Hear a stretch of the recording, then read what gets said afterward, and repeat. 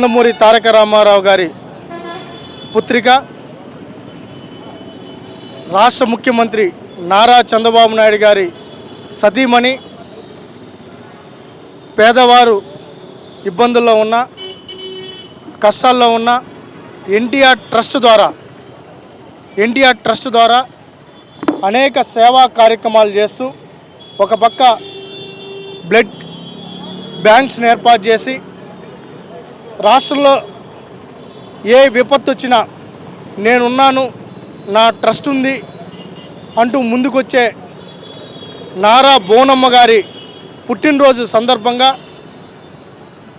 ఈరోజు తిరుపతిలో ఆమె ఆరోగ్యంగా ఉండాలంటూ మరింత మందికి సేవ చేయాలంటూ ఆ కలియుగ ప్రత్యక్ష దైవం వెంకటేశ్వర స్వామిని ప్రార్థించుకుంటూ ఈరోజు తిరుపతిలో ఏదైతే కార్మికులు ఉన్నారో అదేవిధంగా పనికి వెళ్ళే వాళ్ళందరికీ కూడా అల్పాహారం ఏర్పాటు చేయడం జరిగింది.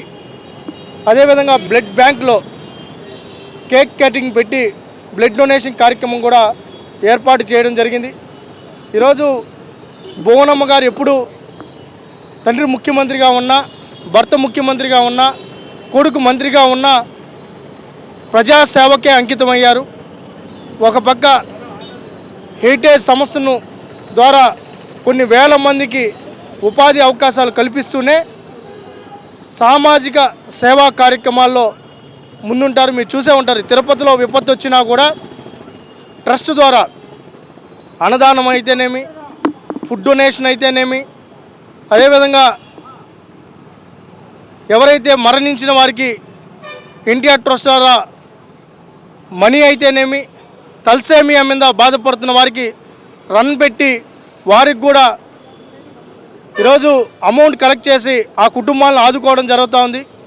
ఈ రాష్ట్రంలోనే కాదు, ఇటు తెలంగాణ కాదు, దేశంలో ఏ విపత్తు వచ్చినా ఎన్టీఆర్ ట్రస్ట్ ముందుండి నడిపిస్తోంది. అమ్మ ఆరోగ్యంగా ఉండాలని మనస్ఫూర్తిగా కోరుకుంటూ మరొక్కసారి నారా బోనమ్మకు జన్మదిన శుభాకాంక్షలు తెలియజేసుకుంటున్నాం. ఎన్టీఆర్ ట్రస్ట్ మేనేజింగ్ డైరెక్టర్, రాష్ట్ర ముఖ్యమంత్రి వర్యులు శ్రీ నారా చంద్రబాబు నాయుడు గారి సతీమణి శ్రీమతి నారా భువనేశ్వరమ్మ గారి పుట్టినరోజు సందర్భంగా ఆమె చూపించిన దారిలో, సేవే మార్గంగా చూపించిన దారిలో ఈరోజు తిరుపతిలో శాప్ చైర్మన్ రవినాయుడు గారి ఆధ్వర్యంలో ఈరోజు నిరుపేదలకి, అదేవిధంగా కార్మికులకి ఉదయం అల్పాహారం అందజేయడం జరిగింది. అదేవిధంగా ఆ ఎన్టీఆర్ ట్రస్ట్ ద్వారా ఆమె నిరుపేదలకి ఎన్నో సేవలు చేశారు.